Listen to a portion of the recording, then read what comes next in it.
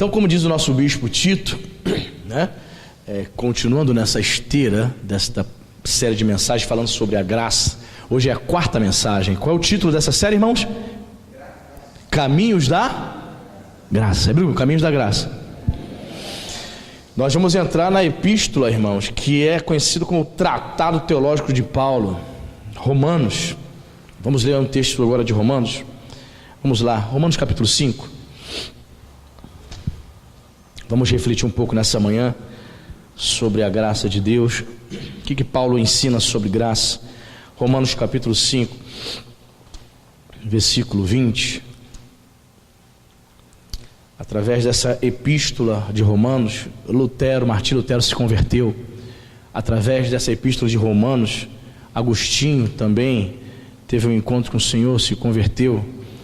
É uma obra tremenda, considerada a obra magma do apóstolo Paulo. Romanos capítulo 5, versículo 20. Se você achou, diga amém. Diz a palavra de Deus: sobreveio a lei para que avultasse. Essa palavra avultasse você pode substituir para que aumentasse. Então vamos lá, substituir por aumentasse. Sobreveio a lei para que aumentasse a ofensa, mas onde abundou o pecado, superabundou a graça. Amém, irmãos? Então temos que analisar alguns pontos aqui. Olha só, sobreveio a lei para que aumentasse a ofensa. Então aprendemos aqui através de Paulo, primeira coisa, que a lei de Moisés, ela não salvou do pecado. Qual foi o propósito da lei, pastor? Um dos propósitos da lei foi revelar o caráter do pecado. Amém? Paulo está dizendo isso. Sobreveio a lei para que aumentasse a ofensa, para que mostrasse o quanto o homem é pecador, o quanto o homem é insuficiente para obter a salvação. Então, aonde abundou o pecado, superabundou a graça. Então podemos dizer que quanto mais o indivíduo tenha vivido uma vida de pecado, uma vida entregue às trevas, mais abundou a graça de Deus, mais percebemos o perdão de Deus manifesto na vida dele.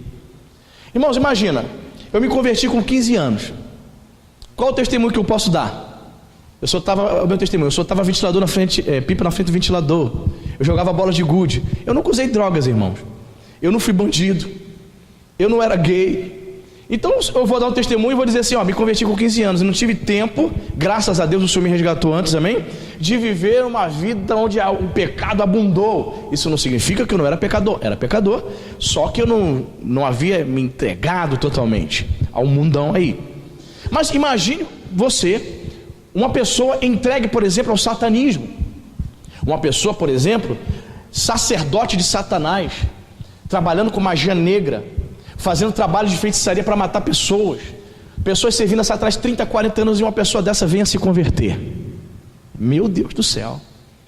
Onde abundou o pecado, superabundou a graça. Isso que Paulo está falando. Outra coisa que nós podemos perceber é que a lei não deu origem ao pecado, mas o revelou como uma ofensa contra Deus. Não é isso que diz o texto? Sobreveio a lei para que aumentasse a ofensa. Aí talvez você possa se confundir e dizer assim: mas pastor, como é que pode? Foi o próprio Deus que estabeleceu a lei. Como é que pode isso? Entende isso, querido? O Senhor, ele promulgou a lei não para que o homem fosse destruído, não. Mas o que Paulo está destacando aqui é que a lei trouxe esse despertamento, revela o caráter de quanto o homem é pecador. O homem tinha que praticar a lei mosaica e ele não tinha ajuda nenhuma para isso. Hoje nós servimos a Cristo, praticamos a lei do Espírito e nós temos para isso, contamos com a ajuda do Espírito Santo. É diferente, totalmente diferente hoje. Amém? Então uma graça superabundou aonde? Na minha vida. E ela se manifestou muito mais ainda onde? Na cruz do Calvário. Aonde a graça abundou? Superabundou? No Calvário. O pecado, ele perdeu o poder diante da graça de Deus. Amém? Para que a lei, vamos repetir aqui, para que sobreveio a lei para que aumentasse a ofensa. Isso, onde abundou o pecado, superabundou a graça. Então a graça, ela cortou, digamos assim, o poder do pecado. A graça de Deus, ela cortou o poder das trevas que havia do diabo sobre a nossa vida. É por isso que em Colossenses capítulo 1, verso 13, Paulo também vai dizer que ele, Jesus, nos transportou do império das trevas para o reino do Filho do seu amor. Houve um deslocamento de posição espiritual. Você entende isso? Olha a palavra que eu usei, um deslocamento. Vivíamos no império das trevas. Quem era o imperador? Quem imperava sobre nossas vidas? O pecado, Satanás. E houve um deslocamento, fomos transportados. Interessante isso, né? Deslocados, transportados para um reino. Então há uma diferença. Satanás possui um império e o Filho de Deus governa através do seu reino. Deu para você entender isso? Onde abundou o pecado, superabundou a graça. A graça cortou o poder do pecado. E uma das funções da lei foi revelar o caráter do pecado em nós. Perfeito? Ele deixou explícito o caráter do pecado em nossas vidas. Então nós começamos a entender aqui, irmãos, que a graça de Deus superabundou aonde o indivíduo, podemos assim dizer, servia Satanás descaradamente. Irmãos, essa semana eu fiquei, às vezes a gente vê algumas coisas que ainda nos choca, né? Mesmo como pastor, a gente fica assim, meu Deus, como é que pode? Eu vi um canal no YouTube. Olha o nome do canal, Satanismo Real. Eu falei, meu Deus, o que esses caras falam? Aí eu fui ver. Então tem um cara lá que é o líder. Ele ensinando como se comportar e como servir a Satanás. Brasileiro. Em todos os momentos que ele falava, ele dizia assim, glória a Satã. A gente não fala glória a Deus? No discurso dele ele dizia, glória a Satã. Aí embaixo tinha os comentários. Meu Deus do céu, os perfis das pessoas satanistas. Deus que me perdoe. Tu vê que são pessoas endemoniadas, cheias de demônios. Aí tinha um camarada assim, parecia normal, vestido de terno e gravata, um cara jovem, dizendo assim, venha nos conhecer, entre no nosso site, Satanismo Real, venha seguir a Satã, Satã é bom. Eu fiquei a pensar, meu Deus do céu, parece brincadeira, mas existem pessoas que servem Satanás descaradamente. Ele não está servindo, por exemplo, a Oxóssi, a Ogum, uma entidade de matriz africana, não. Ele descaradamente está seguindo a Satã. Ele diz, glória a Satã, vamos servir a Satã. Impressionante. Pessoas que decidiram servir o diabo. Aí tem um dos vídeos dele lá, os 10 mandamentos do diabo. Meu Deus do céu. Terrível, irmãos. Coisas terríveis. Então são pessoas que estão entregues a Satanás. Eles dizem que Satanás não é mau, como a Bíblia diz que a Bíblia é mentirosa. Olha só, que ponto chegam essas pessoas. Se uma pessoa dessa vier a se converter, mais do que nunca, vamos dizer, que onde abundou o pecado, superabundou a graça de Deus.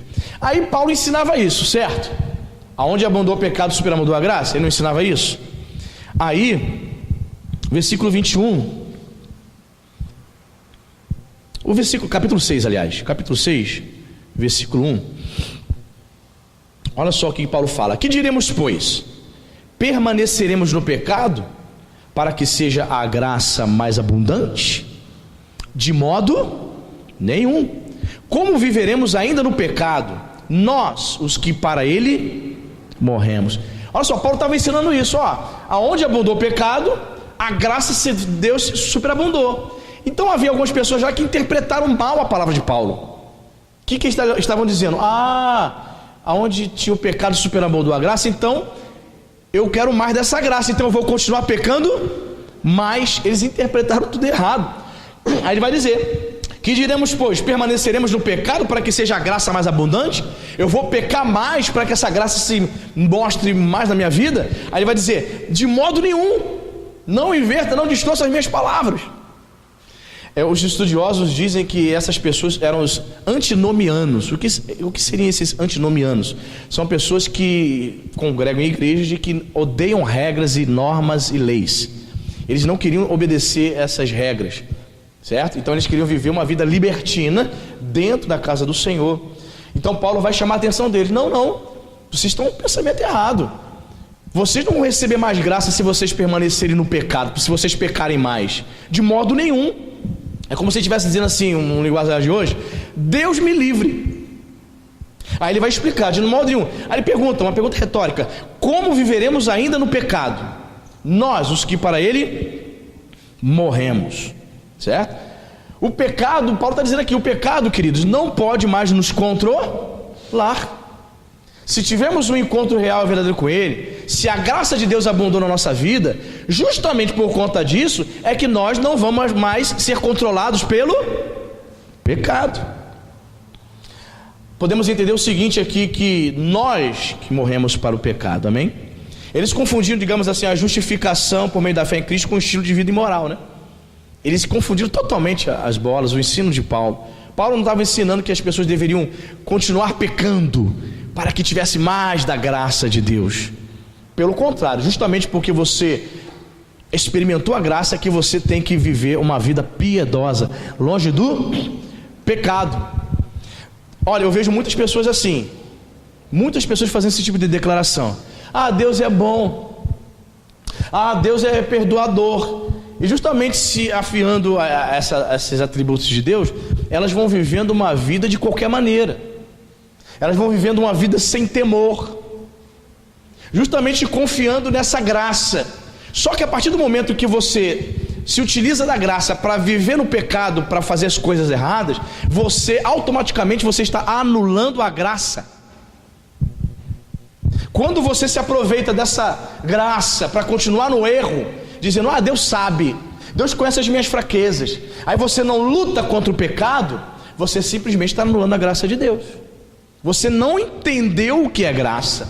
Se o crente de fato, de verdade, entendeu o que é a graça de Deus manifesta na vida dele, ele vai lutar contra o pecado.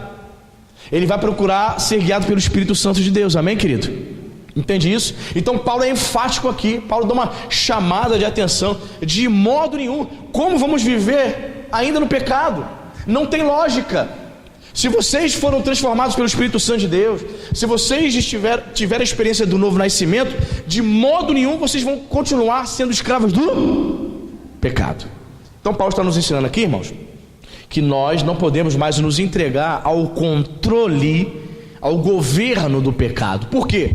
Porque a graça de Deus cancelou o pecado. Hoje nós somos governados pelo Espírito Santo de Deus. Eu escrevi aqui, só porque a graça é maior que o pecado, isso não significa que o crente tem liberdade para ficar pecando.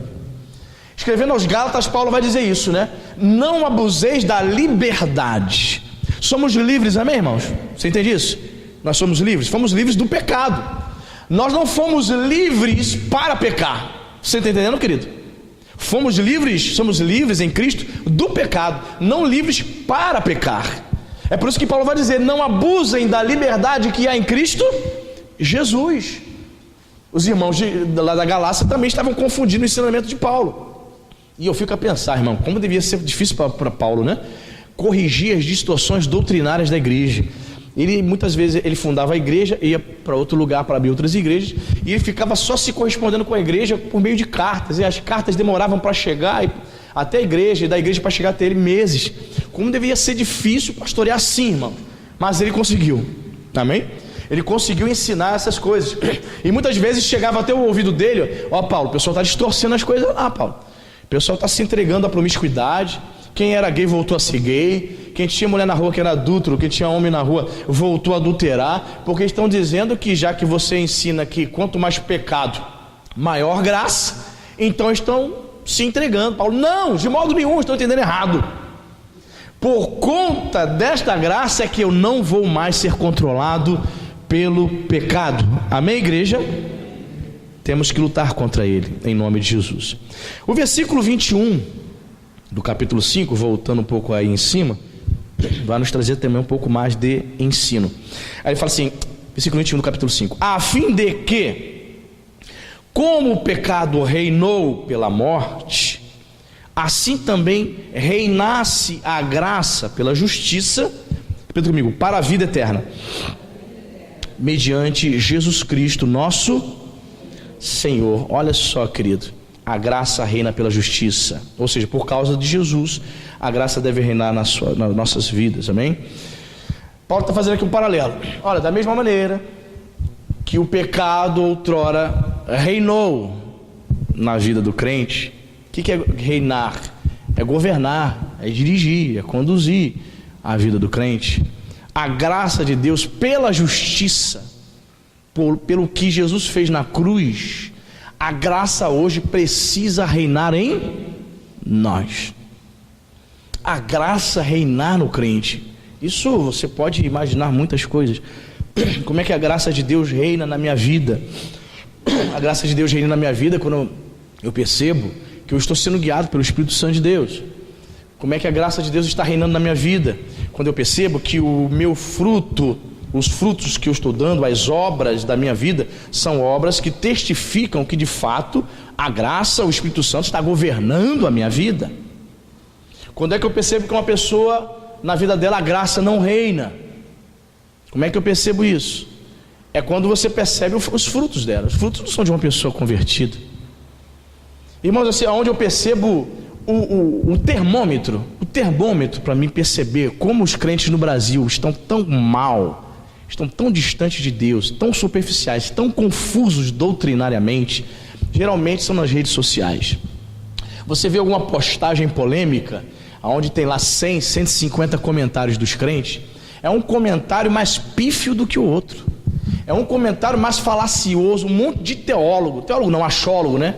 Muita gente formada em astrologia, dando opiniões ali, uma teologia popular. Não são pessoas baseadas na palavra, são pessoas que estão se baseando no achismo dela, naquilo que ela ouviu da pregação do pastor A, pastor B, pastor C, pastor D, pastor E. Ela pegou, bateu tudo no liquidificador e tomou aquela teologia. Que loucura! A gente consegue perceber, o termômetro são as redes sociais. O nível de conhecimento de Deus, conhecimento bíblico, é pífio, é horrível, irmãos. Eu, como pastor, chega a me dar um calafrio. Eu falei, Jesus, o AVC, vou morrer de tanta coisa ruim e de tanta confusão no meio evangélico. Irmãos, só Jesus mesmo, irmãos. Jesus está às portas e graças a Deus Ele vai saber distinguir o trigo do joio. Mas enquanto o trigo do joio ainda não foi separado, nós estamos ainda convivendo ainda com o joio. Como é que eu percebo isso? Que a graça não reina sobre a vida do indivíduo. Certa pessoa chegou para mim, uma pessoa que está frequentando a igreja. Para mim não, falou para outras pessoas também, que estavam do meu lado. A pessoa está começando a frequentar a igreja, a pessoa não é crente. Imagina, uma pessoa que está conhecendo o evangelho, imaginou? Uma pessoa que está conhecendo o evangelho, está vindo na igreja. Aí essa pessoa falou assim para mim, pastor Anderson, essa semana eu tive em contato com um pastor de outra denominação lá no Rio, e conversando com ele, com a esposa dele, ele assim falou, ele falou que joga no bicho. Eu falei, Senhor, esse querido que está vindo, que está conhecendo o evangelho agora, nunca foi religioso, nunca frequentou a igreja, ele ficou assim, pode, e mais o que mesmo assim, que o pastor falou mais? O pastor joga no bicho, e mais o que? Não é Mega Sena não. Tem outra coisa gravíssima também que ele falou. Aí ele falou assim, eu fiquei chocado, assim, estou confuso. Falei, querido, preste atenção, você está começando a caminhar na palavra, no evangelho. Saiba que você vai ver muita loucura no meio evangélico. Tem muita gente que não é crente de verdade. Tem muita gente que não se converteu, não nasceu de novo. Isso até mesmo pseudos pastores. Eu falei assim, você vai descobrir pastores que estão envolvidos com maçonaria, pastor envolvido que empresta dinheiro com agiotagem, empresta dinheiro para bandido, pastor traficante de cocaína. Se diz pastor, tem um título, mas a graça reina nessa vida? Não. Jesus está governando esse coração? Não. São homens que caíram há muito tempo. Aí você talvez se pergunte, mas pastor, como é que esse cara, Deus permite isso? O cara pastorear, pregar para a igreja. Lembra da pregação de semana passada, da Jezabel? Você lembra? Dê-lhe tempo para que se arrependa. Deus está tratando com ele, irmão. Não sou eu nem você que vai tratar com esses líderes. É o próprio Deus. Dê tempo para que se arrependa. Deus está dando tempo para ele. Qual é o tempo? 6 meses, 1 ano, como eu disse na semana passada? Não sabemos. Deus trata com cada pessoa de forma distinta. Perfeito? Então, eu tenho percebido isso, irmãos. Infelizmente, até mesmo em muitos líderes, líderes que não têm palavra. Líderes que não têm palavra, por exemplo, assim, chegar aqui, gente, vamos fazer aqui uma campanha para rebaixar o teto. Ao arrecado o dinheiro, eu não rebaixo o teto. Eu não falo nada. Eu conheço camaradas que fazem isso. O camarada liga para mim, pastor, o senhor pode vir aqui no evento da igreja? Da nossa igreja? Legal. Aí eu e a Cintia e as crianças chegamos lá, certa vez no sábado nessa igreja, tudo fechado, as portas fechadas.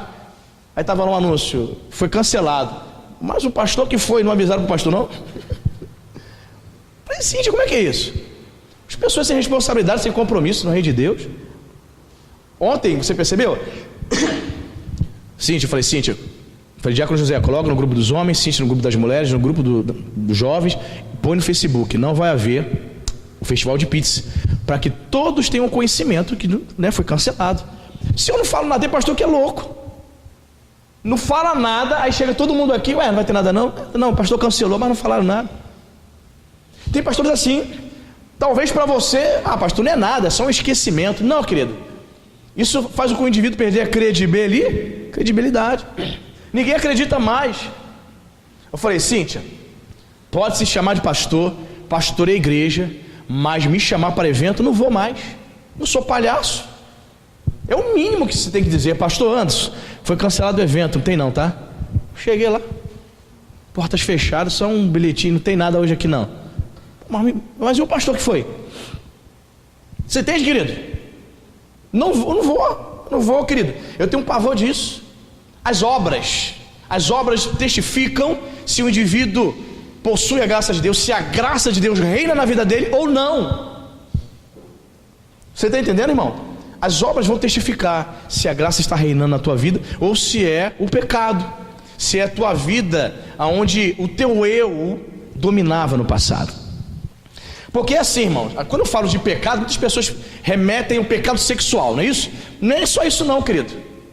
Tem muita gente aqui que não voltou-se para os pecados sexuais para nada disso, mas ela continua sendo a mesma fofoqueira de antes. A fofoca reina na vida dela, não é a graça de Deus. É a mesma pessoa orgulhosa. O pastor está pregando, ela está dizendo assim, não é bem assim não. Orgulhosa, ela não abandonou o orgulho, a graça não reina. O pastor está pregando e chega em casa, você concordou, querida? Não, o pastor pregou, mas o pastor mostrou na Bíblia, querido. Não, mas eu acho que não é bem assim não. Pode mostrar na Bíblia para ele, mas é orgulhoso. A graça não reina. Querido, em nome de Jesus, peça ao Senhor para que a graça dele reine na tua vida. Reinando a graça, o pecado, o domínio do pecado é cortado, querido. É Bíblia. Onde abundou o pecado, superabundou a graça de Deus. Quem está entendendo? Amém? Vamos viver isso, irmãos. Vamos permitir que a graça reine, a fim de que, como o pecado reinou pela morte, assim também reinasse a graça pela justiça para a vida eterna, mediante a Jesus Cristo nosso Senhor. Louvado seja o nome de Jesus, amém?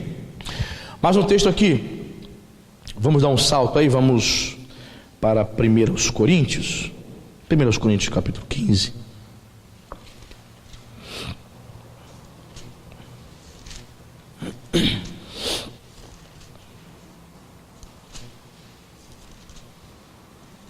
Primeiro aos Coríntios capítulo 15, mais uma palavra de Paulo aqui sobre graça, versículo 10.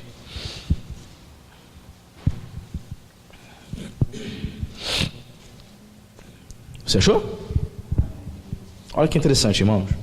Olha o que Paulo diz para nós. Mas pela graça de Deus sou o que sou, e a sua graça me foi concedida. É a graça que me foi concedida, não se tornou vã. Antes, trabalhei muito mais do que todos eles. Está se referindo aos demais apóstolos, né? Todavia, não eu, mas a graça de Deus comigo. Amém, queridos? É interessante isso, né? Vamos lá. Paulo viajou mais do que os demais apóstolos, sim ou não? Fundou mais igrejas do que os demais apóstolos, sim ou não? Escreveu mais livros que os demais apóstolos, sim ou não? Mas tudo isso, todo esse êxito, ele atribuía à graça de Deus na vida dele. Tudo isso ele entendia que era a graça, o favor de Deus na vida dele. Mais uma vez digo para você aqui: tudo que você fizer, faça com excelência. Fazendo com excelência, você vai entender que é a graça de Deus se manifestando na tua vida. Faça o melhor para Deus, amém? Paulo teve uma maior compreensão dessa graça, e é interessante porque a graça de Deus levou Paulo a trabalhar, a servir mais ao Senhor. Então vamos analisar aqui de novo, ó. Mas pela graça de Deus sou o que sou, e a sua graça me foi concedida, e ela não se tornou vã. Entendeu isso, irmãos? Ela não se tornou vã, antes trabalhei muito mais. Como é que eu percebo então, pastor, que a graça de Deus está reinando, que eu recebi essa graça, ela é real na minha vida? Ela não é uma historinha qualquer, a historinha do lobo mau, da Chapeuzinho Vermelho. Ela é real na minha vida. Como é que eu percebo isso? É quando você serve a Jesus. Veja o que ele diz: trabalhei muito mais. Trabalhei muito mais. Irmão, na última quinta-feira aqui eu preguei pela misericórdia, porque quando você começa a mudar sua rotina de trabalho, você sente, o corpo sente, né? E essa semana aqui, praticamente trabalhando com o Guará e com os rapazes aqui, eu e o Guará que descemos aqui esse forro todo, o corpo fazendo algo que você não está habituado, a pegar no pesado aqui, né? Trabalhando juntamente com os caras, abrindo igreja e tal, o dia todo. E quinta-feira eu preguei, estava sentindo assim um corpo, né? Necessitando de repouso, podemos assim dizer. E eu preguei assim pela graça. E quando eu prego, quando estou cansado ou com sono, eu fico preocupado, irmão. Fico com receio de dizer coisas que eu não queria dizer, podemos assim dizer, né? Então eu preguei, sabe? Aí ali me veio à mente essas questões aqui. É a graça de Deus, irmãos. Se não for pela graça, você não vai servir o Senhor. Se não for pela graça, você vai cancelar culto, vai pedir para o diácono pregar. Prega aí, diácono, estou cansado, eu ralei aqui pra caramba, tá entendendo? Mas eu preciso acreditar que a graça de Deus está sobre a minha vida. O apóstolo Paulo pregou mais, plantou mais igrejas, viajou mais do que todos os apóstolos. É porque ele se gabava disso? É porque ele era orgulhoso? Não, porque a graça de Deus estava sobre a vida dele. Então quando a graça de Deus está sobre mim, eu quero servir mais ao meu Deus. Quando a graça de Deus está sobre mim, ela está borbulhando, eu quero me doar mais para o reino de Deus. Foi isso que aconteceu com Paulo. Ele não trabalhava mais, ele não pregava mais, ele não plantava mais igreja para poder se gabar. Olha, eu fiz mais do que Pedro. Tem pastor que faz isso mesmo. Olha, eu plantei mais igreja, a minha igreja é maior do que a tua, Pedro. Não. Paulo conhecia, o Senhor conhecia o coração de Paulo. A declaração que ele faz aqui é de que tudo o que eu fiz, eu devo à graça. Todo o êxito na minha vida, tudo que estou fazendo para o meu Deus, é por conta da graça. Se eu estou dando aula de excelência e eu vejo a aula que eu estou ministrando para as crianças, eu vejo fruto, eu vejo crianças aprendendo a palavra, saiba que é por causa da graça. E isso, justamente por conta disso, tem que mover você a servir mais ainda. Não é isso que ele diz aqui? Trabalhei muito mais do que todos eles. Paulo não faz um discurso de arrogância e de soberba. Paulo está fazendo apenas uma constatação. Mas foi a graça de Deus comigo. Eu trabalhei muito mais do que eles, não porque eu sou orgulhoso, para tentar provar alguma coisa para alguém, porque certamente, irmãos, passava isso na cabeça de Paulo. Paulo foi um apóstolo que foi chamado pelo Cristo ressurreto. Ele não fez parte do círculo dos 12, certo? E era uma acusação que os falsos apóstolos de Corinto de vez em quando lembravam a Paulo: você não é um verdadeiro apóstolo, você é falso, Paulo. E era um argumento: você não andou no círculo dos 12, certo? E muitas vezes isso poderia vir ao coração de Paulo: será que realmente foi Jesus que me chamou? Será realmente que eu sou um apóstolo mesmo? Porque eu não fiz parte do círculo dos 12. Eu não andei com Jesus aqui 3 anos e meio. Eu sou um apóstolo temporão. Fui chamado pós-morte e ressurreição dele. Então muitas pessoas acusavam Paulo, duvidando do chamado dele apostólico, por conta dele não ter feito parte ali do círculo dos 12. Então essas coisas vinham na cabeça dele. Mas ele percebia, podemos assim, para fazer um contraponto, digamos assim, para que Deus mostrasse para ele que o chamado foi de fato divino na vida dele. O que Deus fez com Paulo? Usou Paulo muito mais que os outros apóstolos. Paulo, não fica assim não. Sabe qual é a prova de que eu estou te chamando de fato? Eu vou te usar muito mais do que Tiago, Pedro. E tudo que você fizer, você vai reconhecer que foi a minha graça na tua vida. Existem alguns pastores que, além de pastorear, eles têm alguns dons espirituais. Deus dá para ele dom de revelação, visão, dom de interpretação de línguas. Deus dá para ele o dom de cura. Deus dá para ele o dom de maravilha. Não são todos os pastores que têm esses dons. Não são.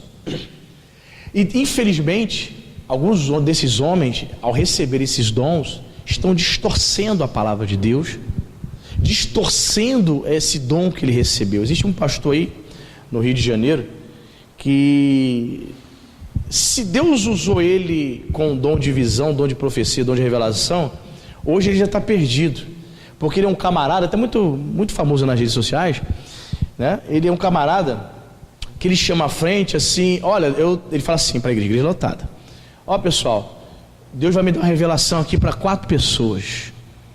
Agora, Deus vai me revelar algo da tua vida, mas é necessário que você venha aqui e traga R$1.000. Ele troca as revelações por ofertas. E a igreja é lotada, as pessoas vão lá. Ele só revela, ele só traz revelação para a pessoa se a pessoa der uma oferta alta. Percebe? Aonde que o nosso Senhor, as Escrituras vão dizer isso, que por troca de supostas revelações você tem que pagar altas somas de dinheiro. São mercenários, são falsos profetas. Se um dia recebeu o dom da revelação, ela foi totalmente jogada no lixo. Ele simplesmente deturpou o chamado dele e hoje tornou-se um falso profeta, mercenário. E tem os seguidores, hein? Tem as fãs. Geralmente são mulheres, porque ele é um cara bonitão. Se separou da mulher, a mulher tem uma igreja na Baixada Fluminense e tem uma igreja no Recreio. Como é que pode um negócio desse? O cara se separa, se divorcia e continua pastorando na igreja. E as pessoas continuam seguindo ele, seguindo o direcionamento, a palavra desse pastor. Então tome muito cuidado. Talvez você tenha recebido no seu Zap, no seu Facebook, as palavras aí de 3, 4 minutos, palavras motivacionais de manhã, né? Você tem recebido ele aí. Ele circula muito, o pessoal compartilha muito mensagens dele. Então fique atento aí. Falso profeta mercenário, querido. Falso profeta, trocando a revelação por dinheiro. Isso não existe, irmão. Isso é deturpar o chamado de Deus. E o apóstolo Paulo não deturpou. Tudo que Paulo fez, irmão, você tem noção do que é ganhar o Império Romano para Cristo, irmão? Sem avião, sem carro, sem telefone, sem os meios de comunicação, só com o gogó e com as canelas, andando para cima e para baixo pregando o evangelho. Você tem noção do que é isso? Você ganhar milhares e milhares de pessoas para Jesus, só caminhando, viajando e falando do amor de Deus, pregando, só isso, só pregando Jesus, nada mais. Era isso que Paulo fez. Por isso ele faz essa declaração: sou o que sou pela graça de Deus, e a sua graça me foi concedida, ela não se tornou vã. Antes trabalhei muito mais. Então o que eu aprendo aqui, através desse texto aqui? Que a graça de Deus, irmãos, automaticamente, se você é uma pessoa cheia da graça, se a graça reina na tua vida, coloque isso no teu coração, automaticamente você precisa servir a Jesus. Você precisa fazer alguma coisa no reino de Deus. Você precisa se colocar, se prontificar, se colocar à disposição do seu pastor e dizer: pastor, eis-me aqui para servir.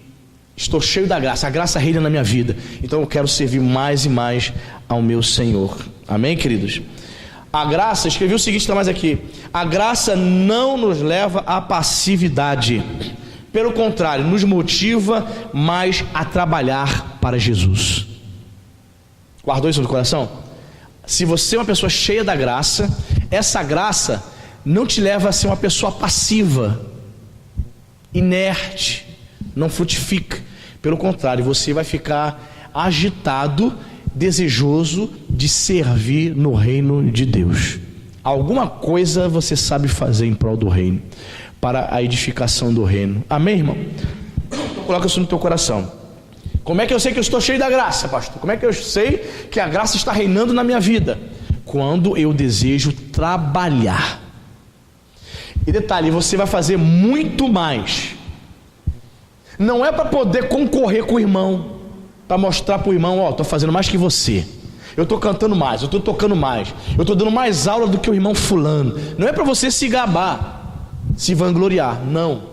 É para você entender, como Paulo teve essa compreensão, para você entender como a graça age na sua vida. Você entende? Eu como pastor, como é que eu percebo que a graça de Deus está reinando na minha vida? Quando a cada manhã eu levanto e nas minhas orações eu lembro que estou pastoreando uma igreja e oro pela sua vida. Eu percebo que tenho um compromisso de no mínimo preparar 3 mensagens por semana para apacentar, para orientar, para doutrinar a igreja na doutrina dos apóstolos. Aí eu percebo isso. Como é que eu percebo que a graça de Deus reina na minha vida? Quando ainda me sinto motivado, quando eu nem pensava em fazer uma obra dessa, que é muito ruim fazer obra. É bonito depois de pronto, né? Mas enquanto você está fazendo a obra, é chato fazer obra. Quando acabar o culto hoje domingo à noite, tem que arrancar tudo de novo aqui, todas as cadeiras de volta para lá, púlpito, bateria, instrumento, tudo. Terça-feira trazer tudo de volta, quinta-feira arranca tudo. Chato. Mas como é que eu percebo que a graça está reinando na minha vida? Quando eu faço isso de todo o meu coração alegre, porque eu estou servindo a Jesus. Que eu não sinto vontade de voltar para Caxias, que eu não sinto vontade de ligar para o bispo, eu não quero mais ser pastor, esse troço é uma furada. Pelo contrário, eu me sinto mais animado para pregar a palavra de Deus para você. Ontem eu estava aqui de manhã com a irmã Leda, do seu Carlinhos, arrumando as cadeiras e eu arrumando aqui o instrumento e tal, colocando as coisas aqui. Aí eu vinha para cá, eu fui, troquei as cordas do violão, tal. Aí eu fiquei animado, me deu assim uma alegria, irmãos. Me deu uma alegria na ansiedade de já chegar domingo de manhã para estar pregando essa palavra aqui de manhã com você. O que é isso, irmão? Não sei. Ou melhor, eu sei, é a graça de Deus, amém, irmão? É a graça.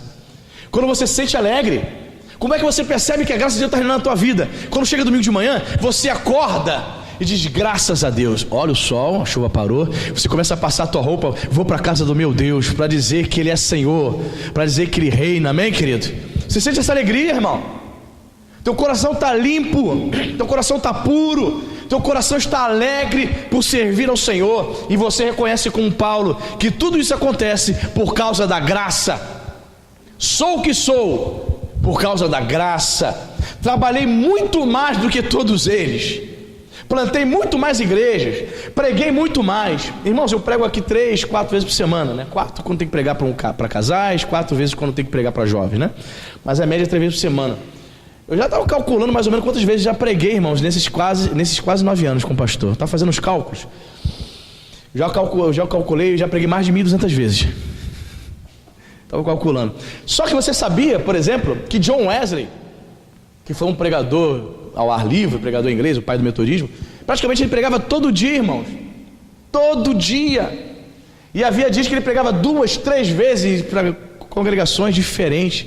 Calcula, querido. Você pregar todos os dias, 365 dias no ano, 2 ou 3 vezes, durante 15, 20 anos. É a graça de Deus, amém, irmão? É a graça. A graça de Deus, nós vimos aqui nas primeiras semanas, também estava sobre Jesus, sim ou não? Estava sobre Jesus. Tem um texto que vai dizer que Jesus, né, estava com fome, e os discípulos disseram para ele: o senhor quer comer, mestre?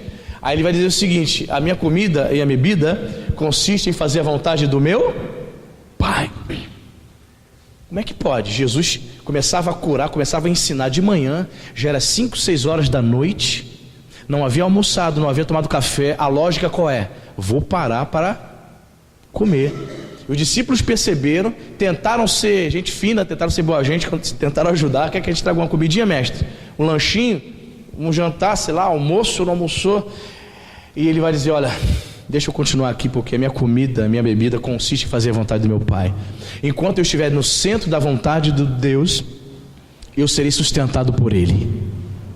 Coloca isso no coração. Enquanto você estiver no centro da vontade de Deus, quem te sustenta é o próprio Deus, amém, irmão? Não é o almoço, é o próprio Deus. Quando você se sentir desanimado, sem vontade sequer de sair de casa para cultuar o Senhor, está fora da vontade de Deus. Porque quem está sendo a vontade de Deus é sustentado. Jesus é o alimento. Fazer a vontade de Deus para Jesus era comida e bebida. Ele estava ali fazendo a vontade dele, ele estava sendo a vontade dele, ele estava curando, ele estava ensinando. Então ele colocou em segundo plano aquele fator daquele momento de comer, fazer o seu lanche ali. Ele continuou entendendo que era o momento de continuar ensinando e curando naquele dia. Você está entendendo, irmão?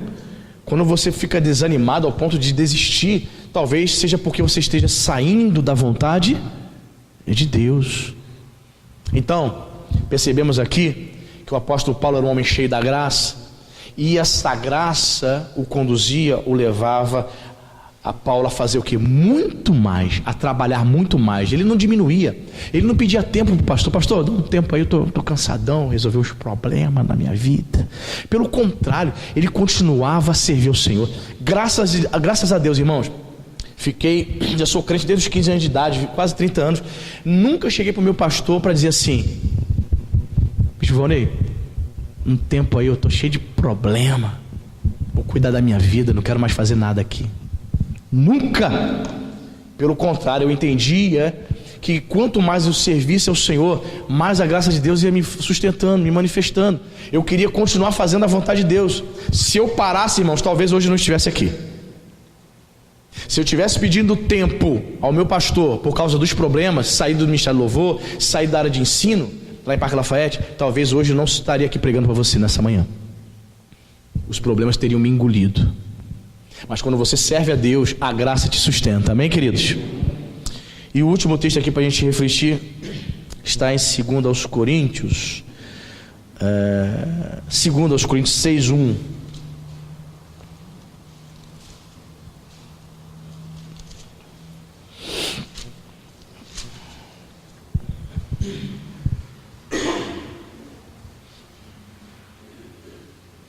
Olha o que Paulo fala, hein? Você achou? Amém? E nós, na qualidade de cooperadores com Ele, também vos exortamos a que não recebais, repita comigo, em vão, a graça de Deus. Amém? Vos exortamos a que não recebais em vão a graça de Deus. O que significaria isso, pastor? Receber a graça de Deus em vão. Paulo está falando para crentes, hein? Ok? Exorto a vocês aí de Corinto que vocês não tenham recebido a graça de Deus em vão. Essa palavra em vão no grego é uma palavra chamada kenosis, que significa vazio ou sem resultado. Nesse contexto aqui se encaixaria essa palavra. É como se ele estivesse dizendo assim: ó, eu estou exortando vocês, eu estou alertando vocês, lembrando aos irmãos de que vocês não tenham recebido a graça sem resultado. O que eu aprendo aqui? Existem pessoas que estão recebendo, estão sendo ministradas. Você nessa manhã que está sendo ministrada, a palavra de Deus está sendo ministrada no teu coração. E talvez essa ministração, teu coração esteja fechado e você não esteja recebendo. Teu corpo está aqui, mas a tua mente está lá pensando no feijão que tem que fazer daqui a pouco para o almoço, por exemplo. Então você não está recebendo. Ou você está ouvindo, a graça de Deus está se manifestando no meio do povo de Deus, porque se manifesta também. O Espírito Santo ministra sobre as nossas vidas. Só que você a recebe em vão. Você não pratica. Você não crê no que está sendo ensinado.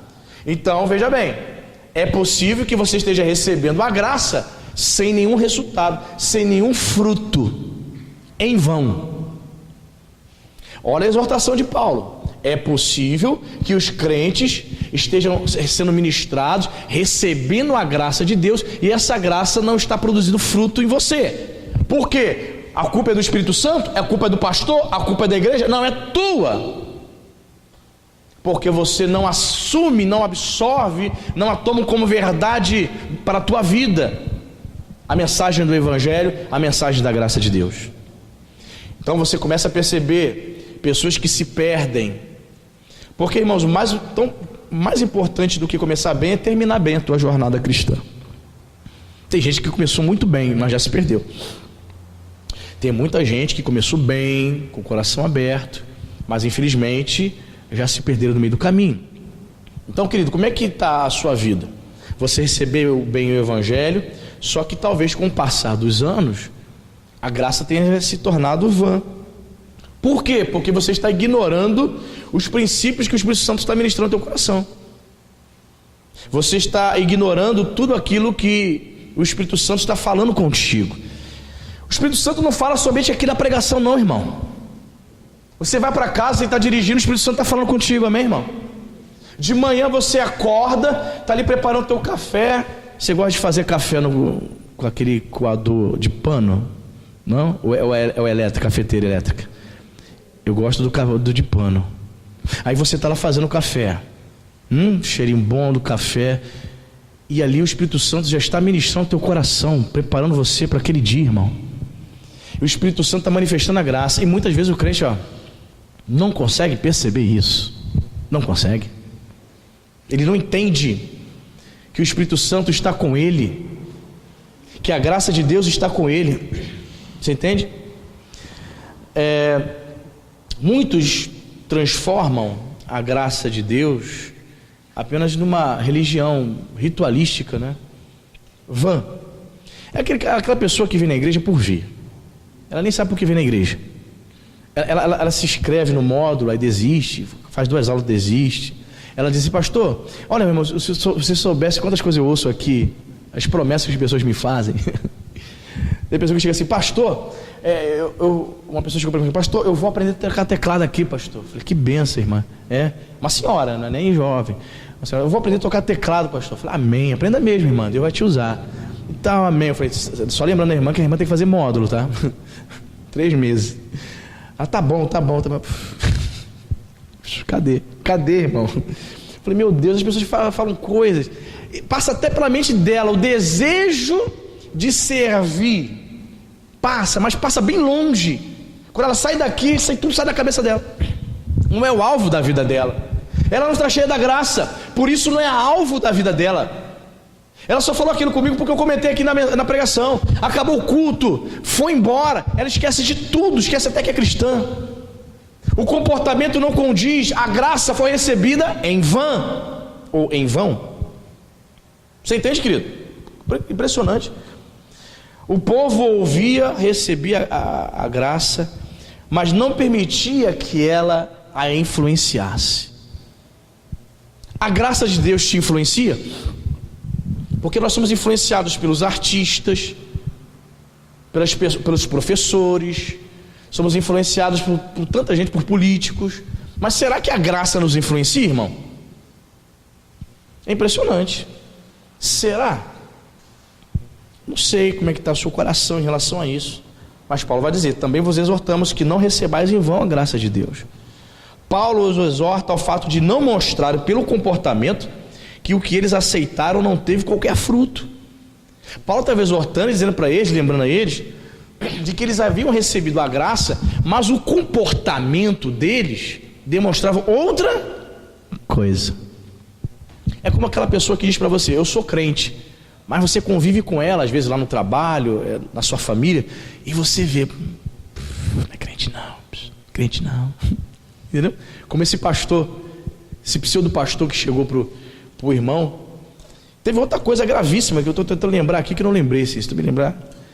Falou para o camarada assim na roda de conversa, conversando, um pastor conversando com pessoas que não são crentes, que estão começando a frequentar, e falar como algo natural, que joga no bicho, e outras coisas mais terríveis.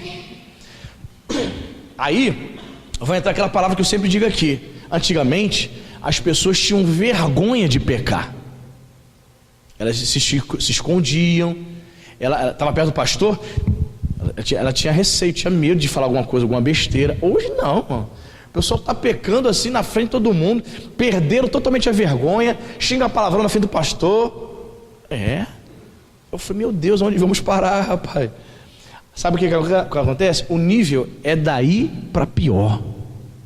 O nível de espiritualidade dos crentes hoje do século 21 é daí para pior. Talvez a igreja brasileira esteja precisando, sabe de quê? Sofrer uma perseguição, uma grande perseguição, para saber quem é quem. Sabe o que é perseguição? É você sair de casa e a polícia fazer uma blitz, o exército fazer uma blitz, para ver se dentro do teu carro tem uma Bíblia. Se tiver uma Bíblia dentro do teu carro, você indo para a igreja, você ser preso por causa do evangelho. Não somente preso, bonitinho, numa cela bonita como a do Lula em Curitiba. Não, é ser preso, torturado, arrancar os seus dentes, arrancar com alicate as suas unhas, arrancando os seus dedos um por um, até você negar a fé. Tortura, essa aí. É nesse naipe a tortura dos crentes. Você está entendendo, querido? Então, percebe, talvez seja isso que falta à igreja brasileira, porque não há perseguição. É tudo light, você faz o que você bem entende, um cristianismo que imaginário da cabeça dessas pessoas. Então Paulo vai dizer aqui, ó, receberam em vão, porque o comportamento não bate, o quadro não encaixa na moldura. Também vos exortamos que não recebais em vão a graça de Deus. Então aprendemos aqui essa lição aqui, para a gente poder orar, que é possível você receber a graça e você desprezar a graça, fazê-la inútil, você não se comportar conforme a graça exige. O favor imerecido de Deus, a graça dele na tua vida, exige que você se comporte como filho de Deus. Você está entendendo? A graça, vou repetir aqui como eu falei no início da pregação, a graça não te dá liberdade para pecar. Entendeu isso? A graça não te dá liberdade para você viver da tua maneira. Pelo contrário, justamente porque a graça se manifestou, é que você tem que se comportar conforme a vontade de Deus. Quem está entendendo? Amém? Que você não tenha recebido a graça de Deus em vão, que a graça não seja inútil na sua vida, pelo contrário, que cada um de nós possamos dar muitos frutos para a glória de Deus. Amém, queridos? Vamos orar? Fique de pé, coloque a sua mão no coração. Deus é bom, amém? Vamos orar ao Senhor. Muito obrigado, Senhor Jesus, muito obrigado pelo teu amor, muito obrigado, Deus, pelo teu perdão e por essa graça maravilhosa que é derramada sobre nossas vidas. Senhor, nós, esta igreja aqui, Pai, acredita que nós não recebemos a graça do Senhor em vão, não, Pai. Pai, eu creio e oro para que cada um dos teus filhos, cada um dos meus irmãos, possam verdadeiramente se comportar, Pai, segundo a graça recebida. Que cada um dos teus filhos possa verdadeiramente, em nome de Jesus, dar frutos, Senhor. Que a nossa fé, que a nossa espiritualidade, que a nossa religião não seja vã, não seja apenas uma religião composta de rituais. Senhor, que nós não sejamos apenas crentes ouvintes, apenas frequentadores, simpatizantes da graça. Não, Senhor. Que nós possamos tê-la em nossas vidas. Que essa graça que fez o apóstolo Paulo, teu servo, trabalhar muito mais, que motivou, meu Deus, o teu servo Paulo a trabalhar, Senhor, por mais de 30 anos em prol do reino, vivendo as dificuldades terríveis, Senhor, todo tipo de perseguição, mas nunca, Senhor, meu Pai, teu servo pensou em desistir, nunca, jamais, ó Pai, ele pensou em desistir dessa graça. Pelo contrário, ele mesmo declarou, Senhor, nós vimos aqui na tua palavra, que foi a graça de Deus, ele realizou tudo o que ele realizou por causa dessa graça. Meu Deus, em nome de Jesus, que o nosso serviço a ti, Senhor, que tudo que nós fizermos para o Senhor, seja regado à graça de Deus, seja, meu Pai, contando com essa graça, a mesma graça que havia sobre Paulo. Muito obrigado, Senhor, porque podemos aprender, Pai, que esta graça nos foi concedida e ela não foi em vão, Senhor. Podemos viver para Ti, que essa graça possa reinar no nosso coração, Pai, que o pecado, que a nossa natureza pecaminosa venha a ser mortificada, Senhor. Mortifica, Senhor, as nossas paixões. Mortifica, meu Senhor, pelo poder desta graça, as nossas inclinações pecaminosas, o nosso egoísmo, a nossa carnalidade, meu Deus. Em nome de Jesus, precisamos dessa graça, Senhor. Sim, Pai, que essa graça venha reinar em nós, Que não reine, Senhor, pecado em nosso corpo mortal, mas que a graça de Deus reine, Pai. Em nome de Jesus, queremos viver, Pai, verdadeiramente essa graça. Sim, Senhor, onde abundou o pecado, está escrito, Pai, superabundou a graça de Deus. Pai, que nós possamos ter a real compreensão dessa palavra. Pai, nós não queremos deturpar, distorcer essa verdade ensinada pelo teu servo Paulo, assim como fizeram os irmãos da igreja de Roma, Senhor. Pai, achando que pecando mais, poderiam ter mais da graça. Não, Senhor. Meu Pai, muitos crentes estão cometendo esse erro, Senhor. Achando porque o Senhor é um Deus de graça, estão abrindo exceções, estão se entregando ao pecado, não estão lutando contra o pecado. Senhor, em nome de Jesus, que nós possamos lutar contra o pecado, Pai. Que possamos, em nome de Jesus, com a ajuda da graça de Deus, lutar, Senhor, contra a nossa natureza. Queremos nos submeter, meu Pai, ao teu senhorio. Queremos que a graça governe, reine, Senhor, nossos pensamentos, nossas atitudes, nossas emoções, em nome de Jesus. Que o pecado perca, Senhor, o poder nas nossas vidas, por causa da graça. Pai, em nome de Jesus, se o pecado, Pai, tem reinado em algumas vidas aqui, Senhor, meu Pai, em nome de Jesus eu te peço, por causa da graça, que o pecado perca o poder nesta vida, que a graça reine, que Jesus Cristo reine, que o Espírito Santo governe as nossas vidas, Pai. Abençoe, Pai, este povo. Pai, eu continuo te pedindo, Pai, que a cada semana, Pai, essa série de mensagens, Senhor, possa trazer revelação à tua igreja, assim como teu servo Paulo, que nós possamos também ter uma maior compreensão da graça do Senhor na nossa vida, Pai, em o nome de Jesus Cristo. Pai, abençoa nosso domingo, leva-nos, Pai, para os nossos lares, nos concedendo, Deus, um domingo ricamente abençoado, Pai. Te bendizemos, te louvamos por todas as coisas, hoje e sempre, em nome de Jesus. Amém e graças a Deus. Amém, queridos?